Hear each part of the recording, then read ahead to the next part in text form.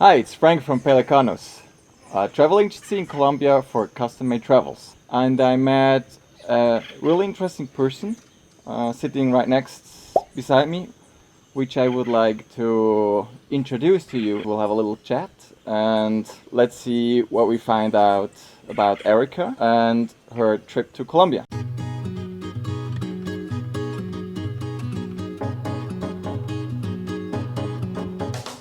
We arrived in Tinamu, and Tinamu is a hotel, a bird lodge specialized for bird watching. Erica, Hi. welcome to Colombia. Thank you. I found out you're traveling in Colombia for 4 weeks Yes. alone. Yes, I'm traveling on my own. You're Austrian living in London. Yes, it's correct. How comes that you travel alone? My husband couldn't take 4 weeks off, so I had the opportunity to get away, and I just did it and booked a flight to come here. So I can see you're a very blonde girl. And usually I know the reaction of the Colombians when they see very, very blonde Europeans. What's your experience with the Colombians? I don't notice anything at all. So, people are really friendly here. Everyone's kind. Everyone's helpful. There are no problems whatsoever. You're not being hassled. That's the beauty of going somewhere, I think, where it's not yet overly touristy. So people just leave you kind of. They're keen to say hello. They're keen to chat, but nothing bad, no uncomfortable situations whatsoever. So everything's fine. And I've taken taxis, I've taken buses at night. So everything's going really smooth and without any problems.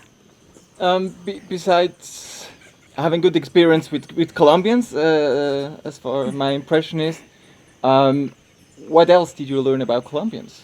They're really warm and nice people, but the people are it's a bit tricky because my Spanish isn't great, so that's one recommendation before coming here to everyone: freshen up on your Spanish so you can speak more with people.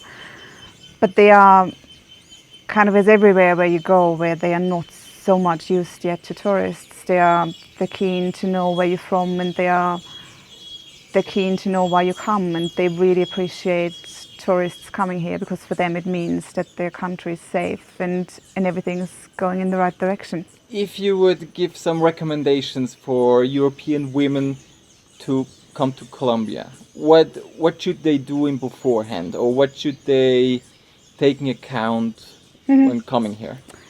Learn some Spanish. Don't dress super sexy. Just be fine normal. Leave your expensive stuff at home. And kind of I personally, because I also travel on my own and I'm on the move all day, so I'm tired at night, so I don't have many late nights. But just apply common sense, and I think you should be okay. During your travel in Colombia, have you always been on the common tourist roads, or did you also go away a little bit from the common sites and do some adventurous stuff? Well, yes and no. Kind of the things I've done are in the guidebook, so it's all a little bit touristy. I went to Barichara, which is a small colonial town. I did the Ciudad Perdida trek, which I think most people only do if they have a bit more time. It's a 4-day trek through the jungle, and it's really an amazing experience. I've been to Punta Gallinas, which is the most northern point of South America, which is a 3 or 4 day trip through the desert.